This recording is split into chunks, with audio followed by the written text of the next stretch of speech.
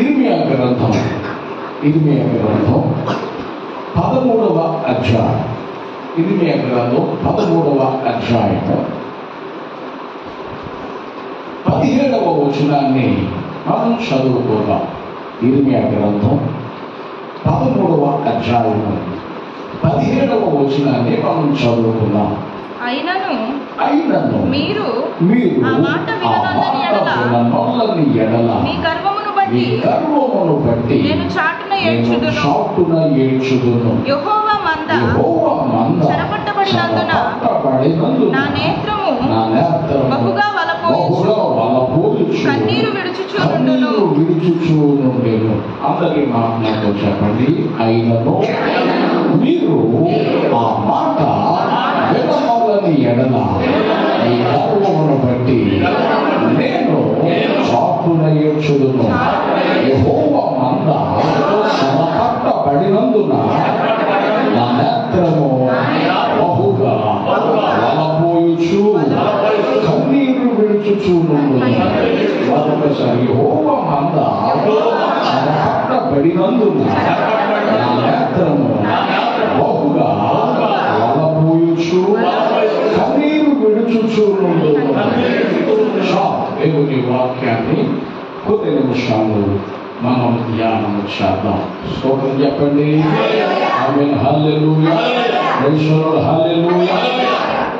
దేవుని బిడ్డలారా, బైబిల్ సెలవిస్తుంది, యెహోవా మంద చెరపట్టబడినందున నా నేత్రము బహుగా వలపోయుచు కన్నీరు విడుచుచుండును. బాగా ఆలోచించండి. యెహోవా మంద అనగా సంఘం. మంద అనగా బైబిల్లో రాయబడింది చిన్న మంద భయపడుకుని అని రాయబడింది. ఈ యెహోవా మంద చెరపట్టబడిందట. సాతాను కబల హస్తాల్లో చిక్కుకున్నట సంఘం. ఈ సంఘం కొరకు దేవుడు సంఘాన్ని స్థాపించడం కొరకు ప్రభు తన రక్తాన్ని కాల్చాడు. ఎన్నో రకాలుగా శ్రమ పడ్డాడు. చివరికి తన ప్రాణం కూడా పెట్టాడు. స్తోత్రం చెప్పండి. ఎంత త్యాగం చేసి సంఘాన్ని స్థాపించి సంఘాన్ని ప్రత్యేకపరిచి సంఘాన్ని సమకూర్చి దీవించి ఆశీర్వదిస్తే ఇటువంటి సంఘం అట చెరపట్టబడిందట. సాతాను కబల హస్తాల్లో చిక్కుకుపోయిందట. ఎందుకని చిక్కుకుపోయింది? సాతాను ఎందుకు బంధించాడు? సాతాను ఎందుకు వాడు సంఘం మీద దాడి చేస్తున్నాడు అనంటే బైబిల్ సెలవిస్తుంది. ఆ మాట చదువుకుని వాక్యములో ముందుకు కొనసాగుదాం. యెషయా గ్రంథం 5వ అధ్యాయం 13వ వచనాన్ని మనం చదువుకుందాం. యెషయా గ్రంథం 5వ అధ్యాయము. ఇర్మియా గ్రంథానికి ముందు అట్లా అట్లా ఎక్కడ చాలు తెలుసుకోవాలి. యెషయా గ్రంథం 5వ అధ్యాయం 13వ వచనం, పేజీ నెంబర్ 572. కావున నా ప్రజలు జ్ఞానము లేకయే చెరపట్టబడిపోవచ్చున్నారు. బాగా ఆలోచించాలి. సంఘం ఎందుకు పాడైపోతుంది? యేసు ప్రభు ఎన్నో శ్రమలు పడి ఎంతో రక్తము కాచి ప్రాణ త్యాగము చేసి ఎన్నో రకాల త్యాగాలు చేసి సంఘాన్ని స్థాపిస్తే ఈ సంఘం అంట సాతాను కబల హస్తాల్లో చిక్కుకుపోయినట్టు. నేడు ఎందుకు చిక్కుకుపోయింది అనంటే దేవుని మంద అయిన దేవుని సంఘమైన ప్రజలకు, దేవుని సొత్తైన ప్రజలకు జ్ఞానము లేదట. ఏమీ లేదట. లోకంలో అన్ని రకాల జ్ఞానాలు ఉన్నాయి. జ్ఞానం ఉంది, భర్తని బిడ్డలను ఎట్లా చూసుకోవాలో జ్ఞానం ఉంది, లోకంలో తోటి వారితో ఎట్లా మాట్లాడాలో చక్కటి జ్ఞానం ఉంది, లోకపరమైనటువంటి జ్ఞానం మనకు బాగానే ఉంది. కానీ దేవుని కూర్చిన జ్ఞానం మనకు లేదట. అందుకే సాతానుడు బంధించడం ప్రారంభించాడు. బైబిల్ సెలవిస్తూ ఉంది, సంఘం బంధించబడిపోతుంది. సంఘం బంధించబడడానికి కారణం ఏమిటంటే దేవుని కూర్చిన జ్ఞానం లేక. బైబిల్ సెలవిస్తుంది, జ్ఞానం లేక చెరపట్టబడ్డారట. విషయ గ్రంథంలో రాయబడింది, జ్ఞానం లేక నశించిపోతున్నారట. యాజకులు కానీ, విశ్వాసులు కానీ, ఆత్మీయులు కానీ దేవుని కూర్చిన జ్ఞానము లేక చెరపట్టబడిపోతూ ఉన్నారట. సాతాను కబంధహస్తులు చిక్కుకుపోతున్నారు. అనంటే దేవుని కూర్చిన జ్ఞానం ఎందుకు లేదు అనంటే ఆ మాట కూడా చదివి వాక్యములు కాస్త ముందుకు సాగుదాం. ఇది ఇర్మియా గ్రంథం 14వ అధ్యాయం. ఇర్మియా గ్రంథం 14వ అధ్యాయం. ఇర్మియా గ్రంథం 14వ అధ్యాయం 10వ వచనాన్ని మనం చదువుకున్నాం. యెహోవా ఈ జనులతో ఈ మాట సెలవిచ్చుచున్నాడు. ఈ జనులు తమ కాళ్ళకు అడ్డము లేకుండా తిరుగులాడుటకు ఇచ్చగలవారు కనుక యెహోవా వారిని అంగీకరింపడు. బాగా ఆలోచించండి. రక్షించబడక ముందు ఏ కార్యాలు చేస్తూ వచ్చామో, రక్షించబడి సంఘంలో చేర్చబడిన తరువాత కూడా అయ్యే క్రియలు, అయ్యే కార్యాలు మరి సాతానుకు లోగువ కదా. బైబిల్ ఏం చెప్తుంది? అపవాదికి చోటు ఇయ్యొద్దు అని బైబిల్ సెలవిస్తూ ఉంది. కానీ మనం ఏం చేస్తున్నాం? అపవాదికి చోటు ఇస్తాం. అపవాదికి ఏం చేస్తున్నాం చెప్పాలి. అపవాదికి మనము చోటిస్తున్నాం. బైబిల్ సెలవిస్తూ ఉంది.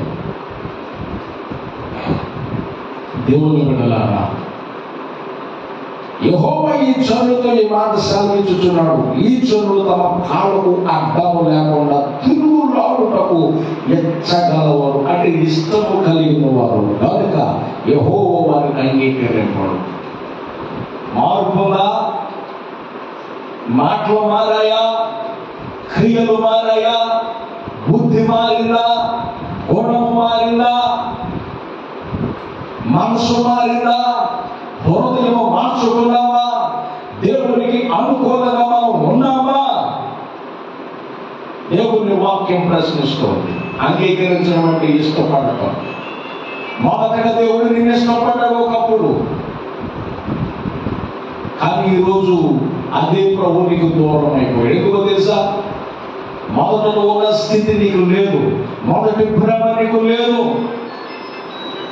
మొదట ఆత్మీయత నీకు లేదు, మొదట ఉన్నటువంటి ఆత్మీయ అనుభవాలు నీకు లేవు, మొదటున్న ప్రార్థన జీవితం నీకు లేవు. ఆ కారణాలు నువ్వు ఏమైపోయావంటే సాతాను కబంధహస్తాలు చిక్కుకుపోతున్నావు. ఏమైపోతున్నావు? సాతాను కబంధహస్తాలు చిక్కుకుపోతున్నావు. ఎంతకీ సాతాన్ని బంధించేసి చెరపట్టుకుపోయి సాతాను ఈ రకంగా ఈడ్చుకోవడానికి కారణం ఏంటి? జ్ఞానం లేక. ఏమి లేక? ఈ జ్ఞానం లేక ఏం కోల్పోయిందో తెలుసా సంఘం? దయచేసి ఆ మాట చదువుకున్నాం. ఇర్మియా గ్రంథం 11వ అధ్యాయం. ఇర్మియా గ్రంథం 11వ అధ్యాయం 20వ వచనాన్ని మనం చదువుకుందాం. కన్నులెత్తి వచ్చుచున్న వారిని చూడుడి. నీకియబడిన మంద, ఈ సౌందర్యమైన మంద ఎక్కడనున్నది? మొదటగా యేసుక్రీస్తు ప్రత్యేకపరిచి పవిత్రపరిచి సౌందర్యాన్ని ఇచ్చాడు సంఘాన్ని. సౌందర్యాన్ని కోల్పోయింది. ఆత్మ సంబంధమైన అలంకారం కోల్పోయింది. ఆత్మ సంబంధమైన సౌందర్యాన్ని కోల్పోయింది. కారణం, నీ ఇష్టాన్ని కలుపరుచుకుంటూ ఉన్నావు, నీ చిత్తాన్ని చేసుకుపోతూ ఉన్నావు. దేవుడికి నచ్చటం లేదు, దేవుడు మెచ్చటం లేదు. ఆ స్థితిలో, ఆ పద్ధతులను వెళ్ళిపోతూ ఉన్నావు. అడ్డము లేకుండా తిరుగుతున్నాడు. అందుకే సౌందర్యాన్ని కోల్పోయాడు. సాతాను పట్టేశాడు. సాతాను ఏం చేశాడండి? పట్టించాడు. ఆ కాలంలో సంఘం ప్రార్థన చేస్తే పేతురు గారికి తిరిగిపోయిన విడిపించబడ్డాడంట. స్తోత్రం చెప్పండి. సంఘమంతా ప్రార్థన చేస్తే, అత్యాశక్తి కలిగి ప్రార్థన చేస్తే ఎన్నో అద్భుతాలు జరిగే అపొస్తలుల కార్యాల్లో. ఆది కాలంలో అనుభవాలు ఈరోజు సంఘంలో లేవు. ఎందుకు అంటే ఆత్మీయ సౌందర్యాన్ని కోల్పోయి. ఏం కోల్పోయారండి? ఆత్మీయ సౌందర్యం అంటే రక్షించబడక ముందు కరుకుగా ఉన్నాం, బరుకుగా ఉన్నాం. రక్షించబడ్డాక నునుపుగా మారిపోవాలి. కొంతకాలం నునుపుగానే ఉన్నాం, తర్వాత రాను రాను మన ఇష్టాన్ని చేసుకోవడం ద్వారా బరుకుగా తయారయ్యాం. ఏమైపోయామంటే బరుకు, కరుకు ఇట్లా తయారైపోయాం మనం. దుష్టుడు మనల్ని, మన సౌందర్యాన్ని దోచుకుంటూ ఉన్నాడు. ఆత్మీయ అలంకారాన్ని దోచుకుంటున్నాడు. ఆత్మ సంబంధమైన అలంకారం ఉందా? సాధువైనట్టు, మృదువైనట్టు, ఏకత్వము, వినయము, విధేయత ఇవున్నాయా? నేను చెప్తున్నాను, జాగ్రత్తగా గమనించాను. మనుషులకు లోబడటం వేరు, దేవునికి లోబడటం వేరు. దేవుని దగ్గర క్రియారూపంగా లోబడాలి. ఆ ఆత్మీయ సౌందర్యం మనం ఏ రీతిలో ఉన్నాం, మన ఆత్మీయత ఏ స్థాయిలో ఉంది ఒక్కసారి మీరు ఆలోచించాలి. నీకు ఇవ్వబడిన మంద, నీ సౌందర్యమైన మంద మరి ఎక్కడ ఉన్నది అని అడుగుతూ ఉంది. ఈరోజు సంఘం సౌందర్యాన్ని కోల్పోయి, సంఘం ఏమైపోయిందండి? మాటల్లో సౌందర్యం లేదు, సత్క్రియలో సౌందర్యం లేదు, క్రియలో సౌందర్యం లేదు. ఆత్మీయ అలంకరణ మనకి లేదు. బైబిల్ సెలవిస్తుంది. ఆ మాట చదువుకుందాం. చదువు సహాయం చేయండి. కొలస్సీలకు రాసిన పత్రిక, న్యూ టెస్టమెంట్ కొత్త నిబంధన, కొలస్సీలకు రాసిన పత్రిక 4వ అధ్యాయం 5-6 వచనాలు మనం చదువుకుందాం. కొలస్సీలకు రాసిన పత్రిక పేజీ నెంబర్ చెప్పండి. 184. న్యూ టెస్టమెంట్ కొత్త నిబంధన పేజీ నెంబర్ 184. కొలస్సీలకు రాసిన పత్రిక 4వ అధ్యాయం 5-6 వచనాలు మనం చదువుకుందాం. సమయము పోనీయక, ఏమిటట? సమయము పోనీయక, సమయము పోనీయక. ఏ స్థాయిలో ఉన్నాం మనం? రక్షించబడక ముందంటే సుడు కౌలు, చుట్టు కౌలు, చెత్త కౌలు వేసుకుంటే కాలాన్ని గడిపేశాం.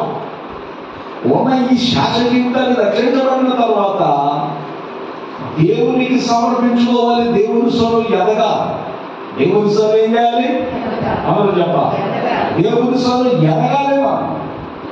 కానీ మన దాంట్లో ఉన్నాం, సమయాన్ని పోనిస్తాం. సాతాను గట్ట కొంచెమే సమయం ఉందట. వాడు దివారాత్రులు పనిచేస్తున్నాడు. ఎవరు రంగాలా ఏం చేస్తున్నాడు వాడు? వాడికి సమయం కొంచెం ఉందని వాడికి నిద్రగా కూడా పనిచేస్తాను. మాకు ఉన్న సమయం కూడా వేసినట్టు మీద శుభ్రంగా నిద్రపోతాం. ఏం చేస్తున్నామండి? ఉన్న సమయాలు కూడా ఏం చేస్తున్నాం మనం? నేను ఎప్పుడు అంటాను, మనిషికి కావలసింది బెస్ట్ ఫుడ్, బెడ్ రెస్ట్. ఈ రెండింటికి మనుషుడు అలవాటు పడిపోయాడు. ఏమండి? స్థాయిలు మారితే సుఖాలు వచ్చేస్తాయి. సుఖాలు వచ్చేసినాకో ఇచ్చులు పెరిగిపోతాయి. సులభం అంతే.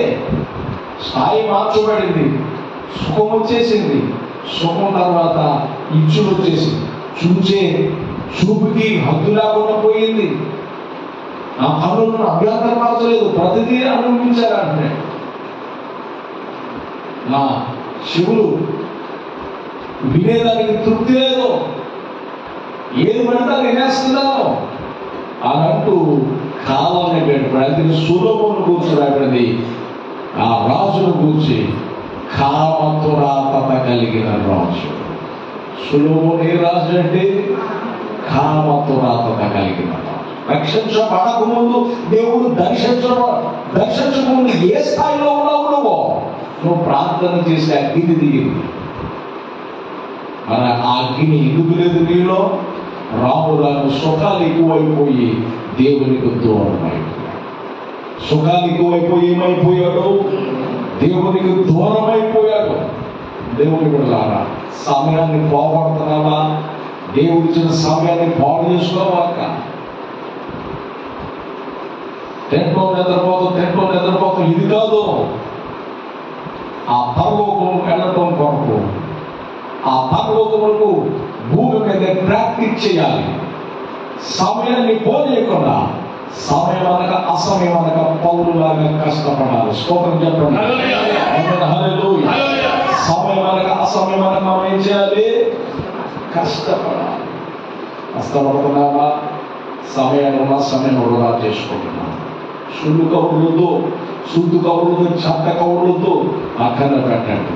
ఉన్న ఈ శాస జీవితాన్ని దేవుని కొరకు గడపండి. దేవునికి సమర్పించుకోండి, దేవునికి అంకితం చేసుకోండి. బైబిల్ సెలవిస్తుంది, సమయమును పోనీయక సద్వినియోగము చేసుకొనుచు. ఏం చేసుకోవాలి? మనము సద్వినియోగం చేసుకోవాలి. సద్వినియోగం చేసుకుంటే దుష్టుని మాట్లాడు నీ సౌందర్యం కోల్పోవు.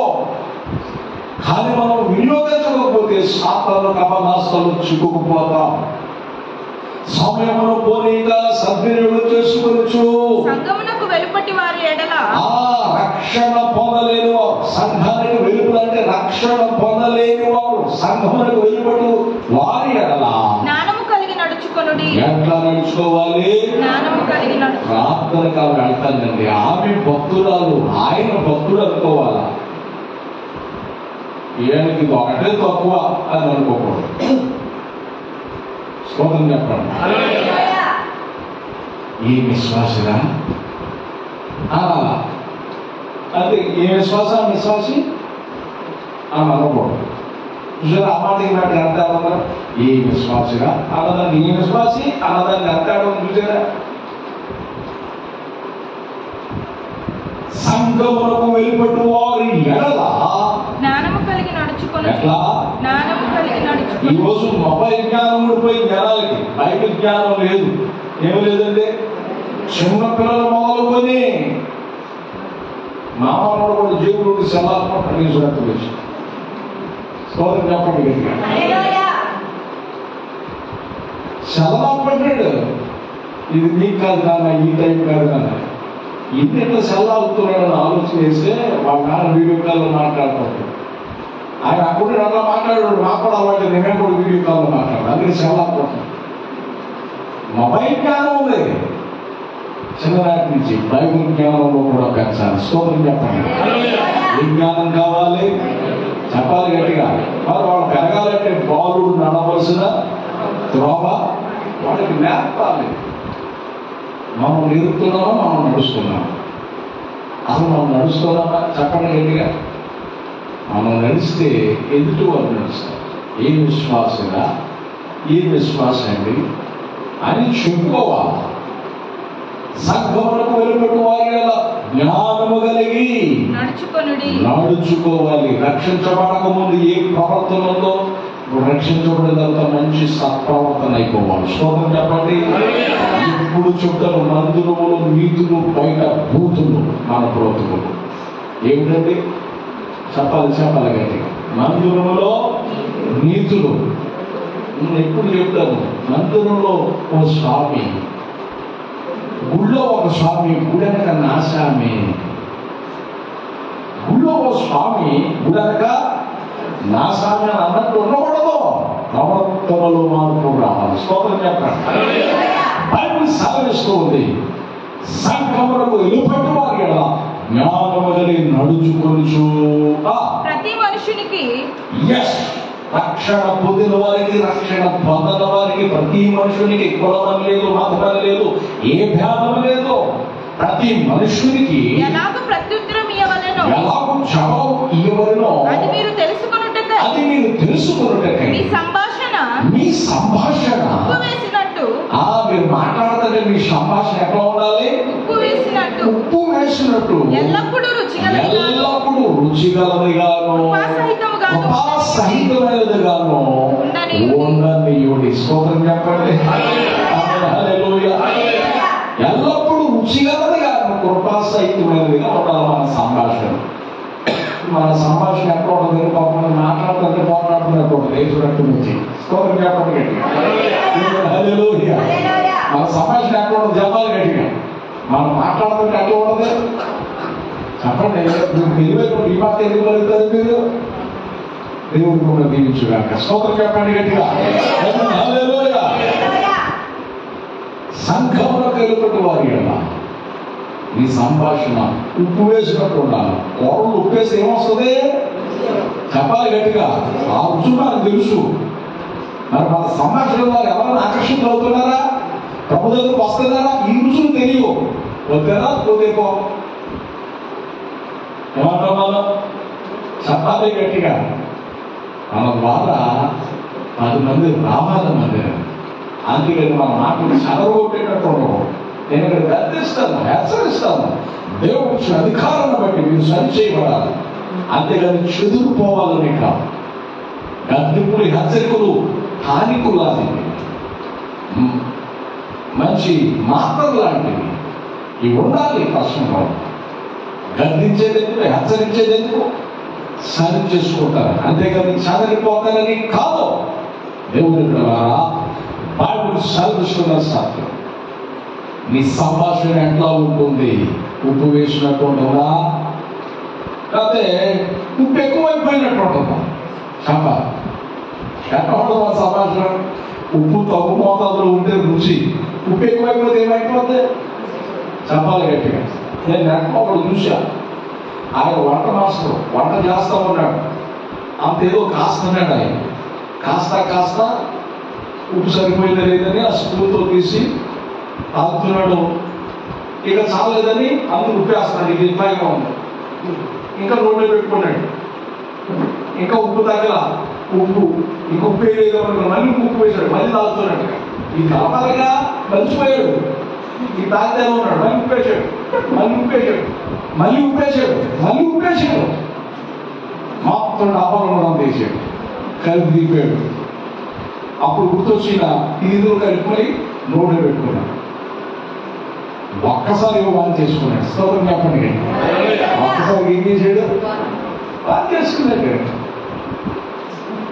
దేవుని బిడ్డలారా, ఉప్పు ఎక్కువైపోతే జగడాలు, కలహాలు, తగదాలు ఇంట్లో వస్తాయి లేదా? చెప్పండి. కమ్మటి కూర వండుకున్నావు, కమ్మగా తినకుండా చేసావు. అవునా కదా? చెప్పాలి గట్టి. కమ్మటి కూర ఉండవు కానీ కమ్మగా నేనేం చేయలేదు, తినలేకపోయాను. ఎప్పుడు నువ్వు ఎట్లాగే చేస్తావంటే, ఎప్పుడు నువ్వు నన్ను ఎట్లాగా అంటావు? వేసుకుంటే పెరిగిపోతుంది. ఏమైపోతుంది? పెరిగిపోతా ఉంది. మన సంభాషణ ఉప్పు రోస్ట్ ఎక్కువైపోయింది. ఉప్పు స్తోత్రం చెప్పండి గట్టిగా. హల్లెలూయా. మన సంభాషణ భార్యాభర్తల మధ్యలో కానీ, పిల్లలతో కానీ, సంఘానికి విలువలు ఉన్న రక్షణ పొందలేని వారికి మధ్యలో కానీ ఉప్పు వేసినట్టు ఉండాలి. ఏ విశ్వాసి, ఎంత మంచి విశ్వాస అయినా ప్రార్థన వాడు క్రమంగా వెళ్తారు. ఎంత సంతోషం అండి. వారు వెళుతుంటే మాకు కూడా రావాలనిపిస్తుందని అనిపించాలి. అంతేగాని వెళ్తున్నారు, ఎందుకు వెళ్తున్నారు అన్నట్టుగా ప్రజలు మాట్లాడుకోకూడదు. స్తోత్రం చెప్పండి. ఒకవేళ మన గురించి అనుకుంటున్నారేమో, అక్కడ నీకు గురించి నన్ను గురించి అనుకుంటున్నారేమో, సరి చేసుకో. నీ సంభాషణ ఎట్లా ఉంది? రక్షించబడక ముందు ఎట్లా ఉంది? రక్షించబడ్డాక ఎట్లా ఉంది? అంటే నీ ఆత్మలో, నీ మాటలో ఉన్న సౌందర్యాన్ని దుష్టుడు దోచుకుపోయాడు. నీ మాటలో ఉన్న సౌందర్యాన్ని దుష్టుడు ఏం చేశాడు? రక్షణ సౌందర్యాన్ని దోచుకుపోతున్నాడు వాడు. దేవుడు ఇచ్చిన ఆత్మీయ వరాల సౌందర్యాన్ని దోచుకుపోతున్నాడు వాడు. దేవుడు ఇచ్చిన ఫలాల సౌందర్యాన్ని దోచుకుపోతున్నాడు వాడు. నీ హృదయం దేవుడితో నిండబడుతుందో దానితోనే మాట్లాడుతుంది. పరిశుద్ధతో నింపబడినా దేవుడు సంతోషిస్తాడు ఆత్మీయ సౌందర్యాన్ని బట్టి. పరమగంధంలో రాయబడింది, షోలమిది సంఘం అంటుంది, నేను నల్లని దానమైనను సౌందర్యవంతురాలు. స్తోత్రం చెప్పండి. చుట్టూన్న వారు చిన్న చూపులు చూస్తున్నారట. ఏ చూపులు చెప్ప? చుట్టూన్న వారు ఏం చేస్తున్నారు? చిన్న చూపులు చూస్తారు. ఏమండి, నలుపు నాణ్యం మన కథలు అంటారుగా, ఇరుపు డేంజర్. స్తోత్రం చెప్పండి. హల్లెలూయా, హల్లెలూయా. అప్పటికి నలుపు నాణ్యం. నల్లగొన్నంత మాత్రం పెళ్ళిళ్ళు కావా? నల్లగొన్నంత మాత్రం అందంగా ఉండరా? నల్లగొన్నంత మాత్రం చదువులు చదవరా? పిచ్చు ఆలోచన, పిచ్చు ఆలోచన అవంటుంది, నేను నల్లని దానైనను సౌందర్యవంతురాలు. దేవుడు పై అలంకరణ చూడడు, హృదయపు అలంకరణ చూస్తాడు. స్తోత్రం చెప్పండి. ఏ అలంకరణ చూస్తాడు? చెప్పాలి గట్టిగా. హృదయపు అలంకరణ. హృదయం ఎట్లా ఉంది? దేవుడి వాక్యం సెలవిస్తూ ఉంది. దేవుడు బిడ్డలారా, మన మాటలు ఎట్లా ఉన్నాయి? దేవుడిని మహిమపరుస్తున్నాయా? దేవుని సంతోషపెడుతున్నాయా? మరొక మాట మనం చదువుకుందాం. 1 పేతురు రాసిన పత్రిక 3వ అధ్యాయం 15-16 వచనాలు మనం చదువుకుందాం.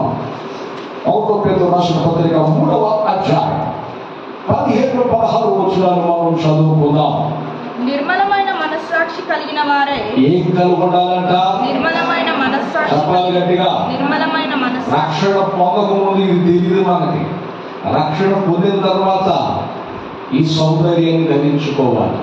నిర్మలమైన మనస్సాక్షి మనం కలిగి ఉండాలి. స్తోత్రం చెప్పండి. ఏ మనస్సాక్షి మనం కలిగి ఉండాలి? చెప్పండి. నిర్మలమైన మనస్సాక్షి. చక్కగా రాజకీయ వ్యక్తులు భలే ప్రమాణాలు చేస్తారు.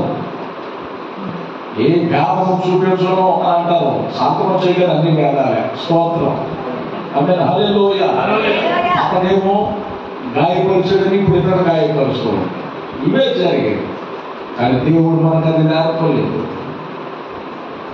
నిర్మలమైన మనస్సాక్షి కలిగిన వారమై మీలో ఉన్న నిరీక్షణను గూర్చి, మీలో ఉన్న నిరీక్షణను గూర్చి మిమ్మును హేతువడు ప్రతివానికి, కారణం అడుగు. హేతు అంటే కారణం. కారణం అడుగు ప్రతివానికి సాత్వికముతోను. ఎట్లాట? సాత్వికముతో. మనకున్న సాత్వికం అంటే తెలుసా మనకి? చెప్ప. సాత్వికముతోను, భయముతోను. భయం. అసలు భయం ఉందా మనకి? దేవుడు భయం ఉండాలి. మనకి అమ్మ భయం ఉంది, తెలిసినట్టుగా చేయండి. దైవసేవుడు భయం ఉండదు, ఇంట్లో భర్త భయం ఉండదు, ఇంట్లో భార్య భయం ఉండదు, సమాజంలో ఎవరో భయం ఉండదు, తల్లిదండ్రులు భయం ఉండదు. బైబిల్ సెలవిస్తుంది, యెహోవా భయము ఇంపైన సువాసనగా నిన్ను మారుస్తుంది. స్తోత్రం చెప్పండి. దేవుడిని భయం మనకు అవసరం. భయమును భయముతోను సమాధానము చెప్పుటకు ఎల్లప్పుడూ సిద్ధముగా ఉండి. ఎల్లప్పుడు ఎట్లా ఉండాలి? సిద్ధముగా ఉండి మీ హృదయమునందు క్రీస్తును ప్రభువుగా ప్రతిష్ఠించుడి. స్తోత్రం చెప్పండి. ఎప్పుడు చెబుతూ ఉంటాను, దేవుడు ఉన్నాడని, ఆయన చూస్తున్నాడని, ఆయన వింటున్నాడని 3 మాటలు మనం గుర్తించుకోగలిగితే నిర్మలమైన మనస్సాక్షి మనం కలిగి ఉంటాం. అప్పుడు మనం చూసి ఆయన సంతోషిస్తాడు. బలా నమ్మకమైన మంచు దాసుడా, బలా నమ్మకమైన మంచు దాసురాలా, నిన్ను చూడగా నాకు ఇష్టము పుట్టించు ప్రాయం వచ్చింది. నిన్ను చూడగానే నాకు ఇష్టము కలిగింది, నేను నిన్ను అంగీకరిస్తున్నాను దేవుడు చెప్పాలి. కానీ మన పరిస్థితులు ఎట్లా ఉన్నాయి? ఒకసారి ఆలోచించండి దేవుని వాక్యాన్ని. సాత్వికం ఉందా? ధీరత్వం ఉందా? సాధువైనట్టు మృదువైనట్టు ఉందా? దేవుడు చెంపలు కూడా రెండో చెంప చూపించున్నాడు. ఒక చెంప వాయిస్తే చూద్దాం, ఒక చెంప వాయించడానికి మనం ఏం చేస్తున్నాం? నడినెత్తు వరకు అరికల వరకు పడుతున్నాం. స్తోత్రం చెప్పండి. కానీ ఆ పరిస్థితి వచ్చేసింది. రోజు దేవుని బిడ్డలారా, బైబిల్ సెలవిస్తూ ఉంది, మీరు ఆలోచించండి. నిర్మలమైన మనసాక్షిని మనం కలిగి ఉండాలి.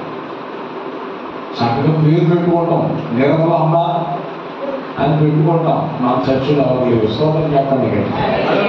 ఉంటే డేంజర్ అయ్యేది వేసు వ్యక్తి గురించి. నిర్మలమ్మ అని పెట్టుకుంటాం పేరు, కానీ దానికి ఆపోజిట్. అవునా కాదు? చెప్పండి గట్టిగా. నా పేరు వ్యతిరేకంగా ఉండదు మన జీవితం. సువార్తమని పెట్టుకుంటాం పేరు. నిజంగా సువార్త ఉండదు మనలో. శుభవార్త ఉండదా? లీజున్నాడు చిన్న అబద్ధాలే, అన్ని అశుభవార్తలే.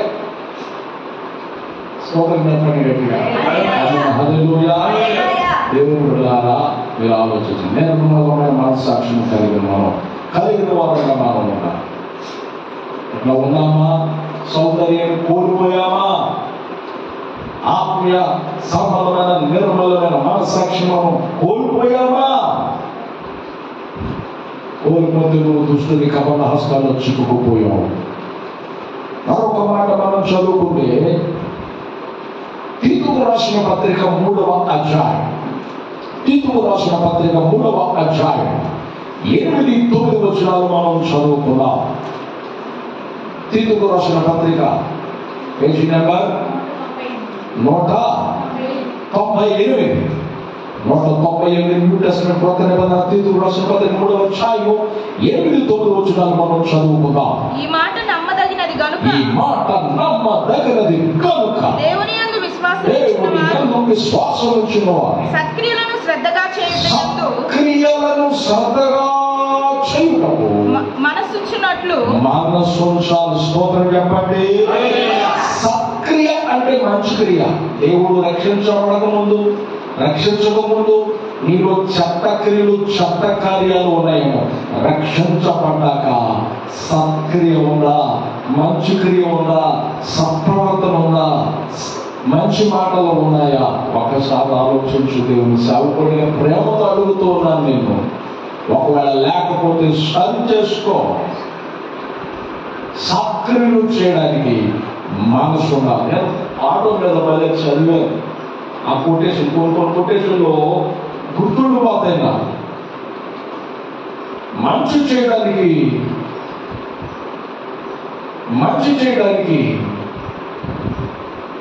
నీతో మంచి మనసు ఉండాలట. నిజం చెప్పడానికి నీతి ఉండాలట. స్తోత్రం చెప్పండి. మంచి చేయడానికి మనసు ఉండాలట, నిజం చెప్పడానికి నీతి ఉండాలట. అదే కొటేషన్. ఇంకో కొటేషన్ చదువు నేను ఆటో మీద. రే అమ్మాయిని చూడకో, నీ ముందున్న దారించు. కానీ మనం ఏం చేస్తాం తెలుసా? దారిలో చేస్తాం. అన్నింటిలో తెల్ల ఇలా డ్రైనేజీలు రావడం. ఎక్కడ పడతాం? చెప్పాలి గట్టిగా. డ్రైనేజీలు పోవడము, స్తంభాలు దూకుకోవడము. దిక్కులేదు నీకు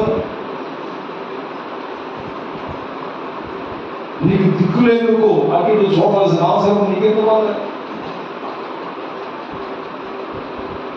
దేవుని బిడ్డలారా, బైబిల్ సెలవిస్తుంది. వాక్యం చదువుతున్నాం. సత్క్రియ. ఇదిగో మొదటి ప్రేమ వదిలేసేవో, మొదటి క్రియలు వదిలేసేవేమో. ఒక్కసారి ఆలోచించు. మొదటి ప్రేమను వదిలావు. ఆ స్థితిని జ్ఞాపకం చేసుకుని ప్రకటనలో మనం చదువుతాం. ఆ మొదటి క్రియ, మొదటి ప్రేమ కనుగొంటాలి. మొదటిలో ఉన్న మంచితనం, మనలో ఉన్న సత్క్రియలు చేసే మంచితనం మనలో ఉందా? ఇది మనలో ఉంటే నువ్వు ఆత్మీయ సౌందర్యవంతురాలివి. స్తోత్రం చెప్పండి.